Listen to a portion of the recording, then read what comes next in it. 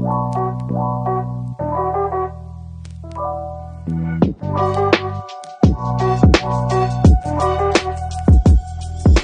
everyone. Welcome to the episode of the White Belt MMA podcast, and it's an absolute pleasure having the show again.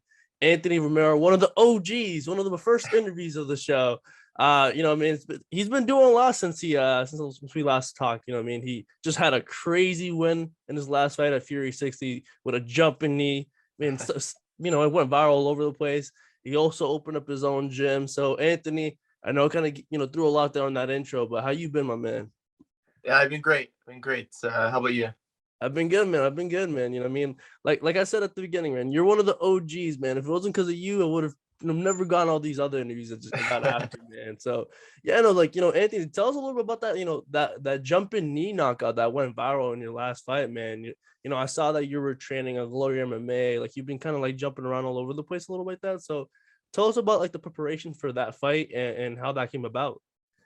Yeah, I've been training for this fight probably since before Christmas. I was supposed to fight in February, and I was supposed to fight in March, and both fights fell through. So finally, had this fight, and it was a good matchup for me. I really liked it. My coaches liked it, and I decided just to change things up a little bit. And I went to Glory MMA for, I would say, my first week for this camp, and really opened my eyes training with some really tough guys. Great coaching. James Krause is just one of the best in the game.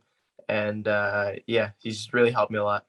Yeah, man. And like, were there anyone in particular, like obviously like James Krause, being the head coach over there, but like any like main training partners you worked with like in preparations for that fight? I know like Glory MMA has a bunch of killers, but anyone in particular that you liked working with?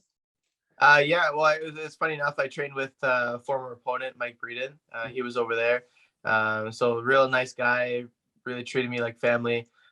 So we got to do a lot of training with him.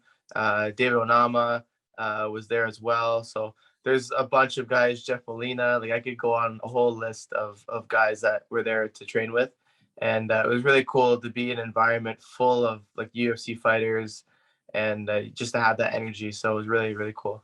Yeah, man. And you said it right there, man. You train a lot of UFC fighters. And I know the dream for you, like we talked in the first interview, is to fight in the UFC, man. And you even had a little post-fight call out to Dana and everyone, like, it's like Dana, asking to obviously get a look for that Toronto card. So have you heard anything since that, jumping knee knockout? Because, like I said, that clip went viral. So it must have been, it must have caught the attention of the UFC brass. I would hope so. I'm Yeah. still waiting. Like I've been told before, like I'm winning fights, but they're not entertaining. I was even told that the Contender series wasn't entertaining. So just trying to find ways to be entertaining and get finishes in fights, because that's what people want to see. Like you don't see a viral decision win go on social media and stuff like that. It's stuff like the flying knee or crazy knockouts like that catches people's attention. So I'm hoping that in the next few weeks I'll hear something, but I really want to get on that Toronto card because it's my home country. I've never fought in Canada, the last 21 mixed martial arts fights. So that would be a really cool welcome. No, yeah, definitely. And to talk a little bit about that jumping knee, is that something you've always had in your back pocket in your arsenal, or was it just something that you kind of started to work on, particularly for this camp? Yeah, I've always liked throwing stuff like that. I threw it in the Contender series. I throw it like here and there. But for some reason I had this push to do it at that moment. It's a weird feeling because it landed perfect. It's not like I threw it before and it missed and I had to fix it up a little bit. Like it landed perfect. So it's just something that I enjoy doing. I like throwing jumping knees, especially like in training. I have the actual knee pad and all that kind of stuff. So but yeah, worked out well. Yeah, man, definitely. And just to obviously bring in, back to you, and then obviously everything else that you've been doing outside of the cage, man. I also mentioned at the start, man, you opened up your own gym, man. So tell us a little bit how that came about. Like I've heard you say in previous interviews, like you always wanted to be your own boss. So tell us about the process of starting your own gym and getting clientele to go in there and the process of that. Yeah, I opened up the gym in November officially, but I was doing training with people in my garage, my parents' garage. So like people would come in, do private lessons, maybe small group classes, things like that. But it was never that professional feeling. Like who wants to go to someone's garage and just train? And like it's hard to advertise stuff like that. So eventually, when I had enough clients coming in, there wasn't enough room in the little tiny garage. So I reached out and decided to take the jump and open up my own gym in Port Colborne. It's like 15 minutes from my house, and yeah, people are loving it. People are enjoying it, and yeah, it's growing ever since. So Yeah, and I do have to ask this too, right? Especially, you being a competitor or fighter and all that. How does it feel to be on the other end, right? I mean, kind of, being the teacher and being, the person that, kind of drives the journey into other people's like mixed martial arts journey. You know what I mean? Like how does that feel seeing, like, let's say, you show them a move and you see them improve, like, week after week for you? Like, what's the feeling you get when you start to see that improvement in people? oh, it's amazing. It's something that I want to do for like the rest of my life. Like I love teaching martial arts. I like martial arts in general. To compete and all that, it's a very limited time. So like I'll have maybe a couple years in the sport, but after that, I want to continue to teach and just share the knowledge with other people. And I think people enjoy having an active fighter as a coach because they get to see them compete and all that stuff. Whereas a lot of people that go to martial arts gyms, their coach has done something great, like they're kind of past that time. So it's a very interesting thing that I can tell people how to do things. And like a couple of weeks before my fight, we were doing jumping knees, and now after I could be like, see, it actually works. Like it's not just a fun move you can do, and yeah, they just enjoy it. Yeah, I mean, you kind of said it there, right? You know what I mean? Like, you guys were drilling jumping knees a couple weeks ago. So now is that everything people are throwing in sparring sessions now? They're like, yeah, you see that, Anthony? Like, all them Yeah, people like they'll joke you. around. Even going back to the gym with my training partners and stuff like that, they're like, "Oh, they're gonna do the jumping knee and all this." But yeah, no, it's been great so far. Yeah, definitely, man, definitely. Yeah, man. So just to bring it back to your fight career, man. You know what I mean? Like you said it there. You know what I mean? It's a wait and see with the UFC and all that.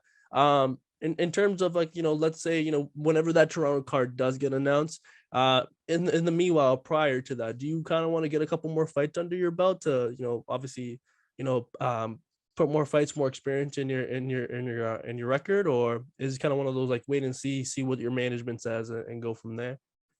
Yeah, I believe this is my personal opinion. I know everyone has their own opinion and stuff like that, but Mhm. I believe I'm at the point where I should be at one of those big promotions, whether it's Bellator, UFC, something that will be an actual career. Like these small local fights, it's not a career. Like I don't recommend anyone staying like that for their whole mixed martial arts career. Like you have to try to get to something big, because the money, like the injuries that happen, all that stuff takes part. And thankfully, like I'm not hurt, but if you look at my opponent, right, he suffers that trauma to the head, getting paid whatever he's getting paid. I'm sure it's not thousands of dollars, but stuff like that is tough, and that's the tough part about the sport. So I feel like I'm ready to make that jump to the next league. Like I'm done my fights with like my contracts with Fury, and we'll see what happens next. But I believe like the UFC, Bellator, but something with a big offer. No, yeah, definitely, man, and that's definitely something on the horizon. You know what I mean? And I know you said your manager was Idrum Sports Agency, and I know they're one of the best in the game. So it's like you definitely will get taken care of. So, just a couple last questions here, man. I mean, I know you're Canadian, man, and all that, and I know you played some soccer back in your day. I don't know if you're Yeah. keeping up with the soccer national team, but like, how does it feel for I don't know if you keep up with them, but I'm gonna ask the question anyways. But but how does it feel knowing that Canada's gonna be in the World Cup now, man? Because for the longest time, they weren't great, and I know you're Salvadorian too, but hey, they've gotten better too. So how does that feel? I don't uh, know if you keep up with it, but just asking that question yeah, now. I saw that. It's pretty cool. Like I Mhm. never really watched the game and stuff like that. I played a lot when I was a kid, but yeah, it's a huge step for the country in general. Like we're not known for our soccer. Mhm. Even in elementary school, like no one wanted to play soccer. It was always like mini sticks or football, baseball, stuff like that. So it's pretty cool to see that, and it's a huge step for the country. No, yeah, definitely, man. Yeah, man. So anything, like I said, off camera, I don't want to keep you on for too long. I know you're a busy guy. So before we go, do you want to plug in all your social media so everyone can go and follow you? Yeah, just my main platform is Instagram. So genius_MMA. That's where you can find all my info or connect you to different pages and stuff like that. But yeah, that's the big one. And yeah, thank you for this interview. It really means a lot for you to do this and give us exposure. And yeah, just my sponsors, my family, friends, everyone who sent me a message after my fight or before my fight to show support. And yeah, looking forward to the next one. Sounds good, man. Sounds good. I'm definitely looking forward to it. Once again, man, thank you, man, because you're one of the OGs and you're one of the first to give me the time of day for an interview. So that means a lot. So once again, thank you, and to everyone watching, peace.